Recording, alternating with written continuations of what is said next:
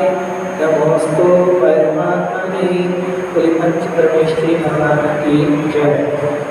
बोले श्री यस्य स्वयं स्वभावाते अभावे कृष्णकर्मणा कस्मै संज्ञान रूपाय नमोस्तु परमात्मने। योग्यो मानानि योगेन कृष्णा स्वर्णकामना।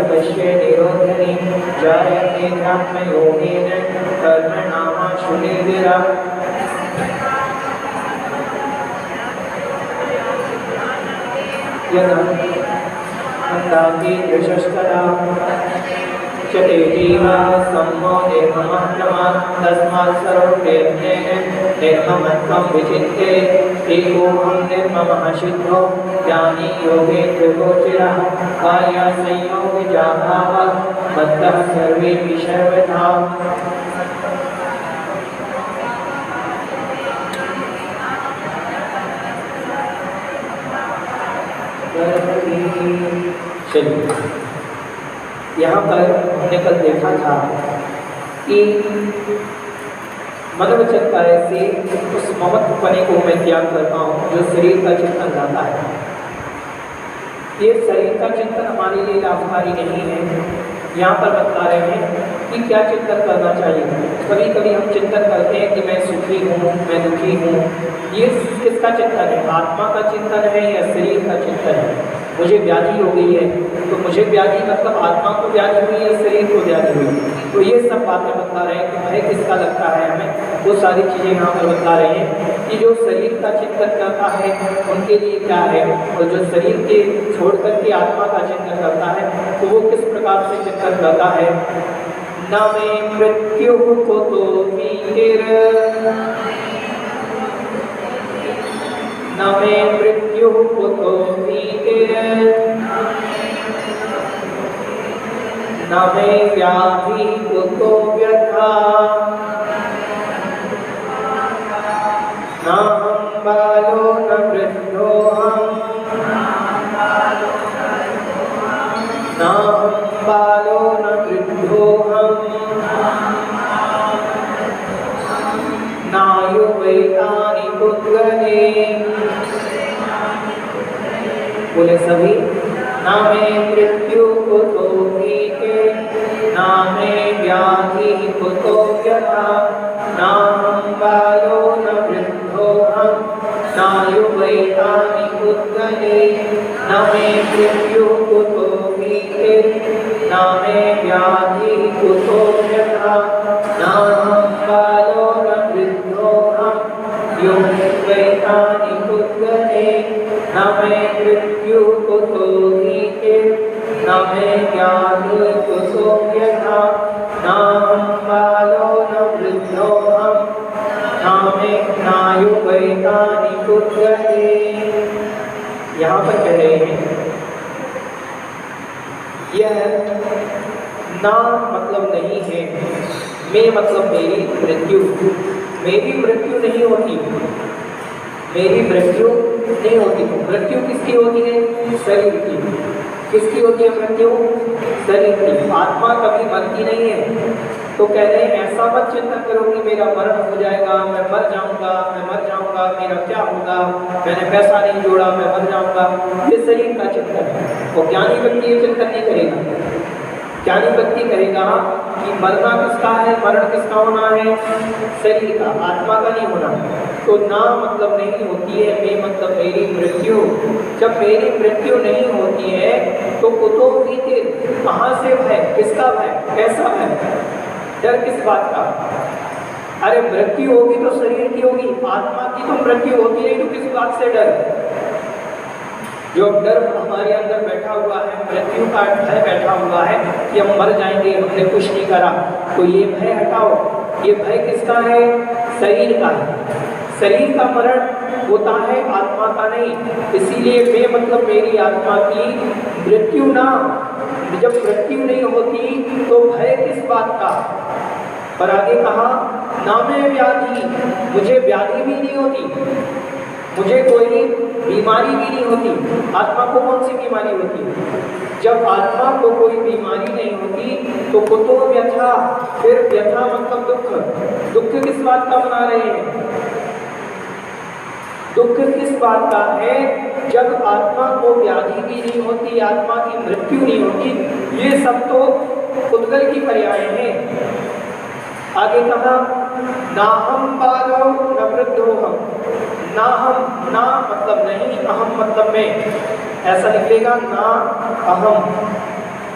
तो ना अहम, अहम ना मैं नहीं हूँ, बाला मतलब ना मैं बालक हूँ, ना वृद्धो ना मैं वृद्ध हूँ, अहम मतलब मैं, ना अहम वृद्धा ना अहम बाला, ना मैं बालक हूँ ना मैं वृद्ध हूँ।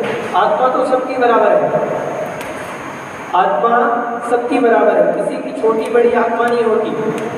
आत्मा के जिस आत्मा के पास जो ज्ञान है, अनंत ज्ञान दर्शन, जो आदिनाथ भगवान की आत्मा में है, वही महावीर भगवान की आत्मा में है, वही हमारी आत्मा में है।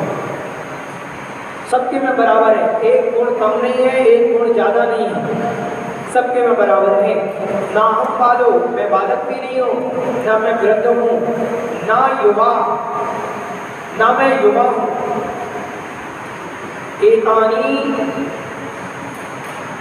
उद्गले, ना मैं युवा हूँ, मैं युवा भी नहीं हूँ, मैं तो ये सब एतानी मतलब ये सब तो उद्गल में होते हैं। किसमें होते हैं? युवावस्था किसकी होती है? उद्गल की। बालक अवस्था वृद्ध अवस्था किसकी होती है? उद्गल की। व्याधि और मृत्यु किसकी होती है? उद्गल की। शरीर की आत्मा की मृत्यु नहीं होती, ना आत्मा जवान है ना आत्मा बूढ़ी है।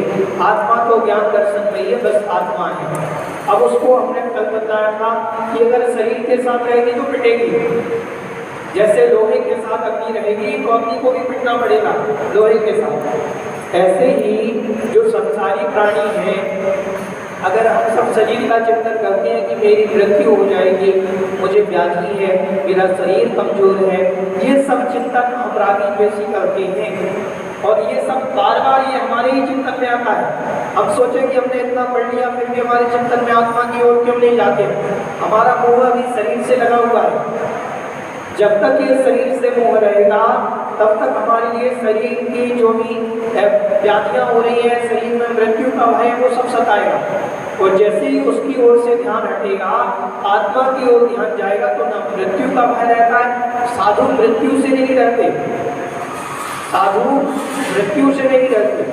साधु को पता जाए मरण तो कोई दिक्कत नहीं, उनकी तो तैयारी हो तो अपनी साधना में रत रहती है। आत्म साधना करने वाले व्यक्ति को मृत्यु का भी भय नहीं होता, व्याधियों का भी भय नहीं होता, वो अपनी आत्मा की ओर रहते हैं। और हमारा क्या है? हमारा पूरा ध्यान शरीर की ओर रहता है, पूरा 24 घंटे। अब जो भी क्रिया कर रहे हैं शरीर के लिए कर रहे हैं, एक सेकंड के लिए आत्मा का चिंतन आता ही नहीं। सुबह से शाम तक की किसी भी क्रिया में आत्मा का चिंतन नहीं आता। हम कपड़े पहन रहे हैं, अरे आत्मा की ओर ध्यान नहीं है, अभी भी शरीर की ओर ध्यान है हमारा। लेकिन हम जान तो रहे कि आत्मा का स्वभाव ये है। मंदिर में बैठे अपन ने स्वाध्याय कर लिया, जानने लगे तो समझ रहे कि आत्मा कैसी है। अगर नहीं होता तो आत्मा शरीर की ओर ही ध्यान रहता। तो ये सारी चीजें हैं, हमें थोड़ा सा 2 मिनट के लिए, 5 मिनट के लिए अपने शरीर से निकल करके आत्मा की ओर चिंतन करना चाहिए। हमें बार बार ये भावना करनी चाहिए कि हम शरीर के लिए कितना कर रहे हैं और आत्मा के लिए कितना कर रहे हैं। समझ में आ रहा है? ये चिंतन कम से कम 2 मिनट हमारे मन में एक बार आ जाए तो ये सारी चीजें हमारे जीवन में सुधार आ सकते हैं, तब हम मोक्ष मार्ग की ओर अग्रसर हो सकते हैं। नहीं तो ये सारी पर्याय जो हमारे अपनी लग रही है, ये सब उद्गल की है, आत्मा की नहीं है। ना आत्मा युवा है ना आत्मा बूढ़ा है, किसी की आत्मा छोटी बड़ी नहीं होती। अपन ये मान लें कि आदिनाथ भगवान में ज्यादा शक्ति है, मुनि शुक्रनाथ भगवान में नहीं है, और मुनि शुक्रनाथ भगवान में ज्यादा शक्ति है, महावीर में नहीं है। ऐसा कुछ नहीं होता। सारे भगवान समान शक्ति के धारी होते हैं, सारे शिवों की पर्याय समान हैं, बस अवगाहना छोटी हो सकती है। गुण में कोई कमी नहीं है भगवान की। क्षेत्र से सिद्धि अलग अलग हो सकती है, कोई चंपापुर से मोक्ष गया, कोई सफेद शिखर से मोक्ष गया, कोई इष्टों से गया, कोई इष्टों से। इस कारण से हम उनमें भेद उत्पन्न कर सकते हैं। बाकी के सिद्धों के गुणों में कोई भी भेद नहीं होता। हमारी आत्मा में भी और सिद्धों की आत्मा में कोई भेद नहीं है। निश्चय से, शुद्ध निश्चय से जो गुण हमारे पास है वही भगवान के पास है। बस अंतर इतना है कि हमारे गुण कर्म से आवृत हैं, कर्मों का आवरण पड़ा हुआ है हमारे गुणों पर, इसीलिए हमारे गुण जो है वो बलशाली नहीं है। हमारे गुण ढके हुए दबे हुए हैं, असल नहीं दिखा रहे हैं। गुण तो हमारी आत्मा में है, शक्ति है। जैसे आपको बताया था कि दूध में घी बनने की शक्ति है, लेकिन जब तक वो तपेगा नहीं तब तक घी नहीं बनेगा। तो आत्मा में, हमारे अंदर आत्मा में शुद्ध बनने की शक्ति है। जब तक तपेगी नहीं आत्मा, कष्ट नहीं होगा, ध्यान तपादी नहीं करेंगे, मुनि नहीं बनेंगे, तब तक सिद्ध पर्याय की प्राप्ति होने वाली नहीं है। इसीलिए ये जो चिंतन हमारा बार बार आता है, ये अगर चिंतन हमारे अंदर आ रहा है तो अभी समझो हमारा पूरा मोह शरीर के प्रति है, आत्मा के प्रति बिल्कुल नहीं है। समझ में आया? आज बस इतना ही। पूरी जगत कल्याणी द्वारे शांति निर्माणी माता की जय।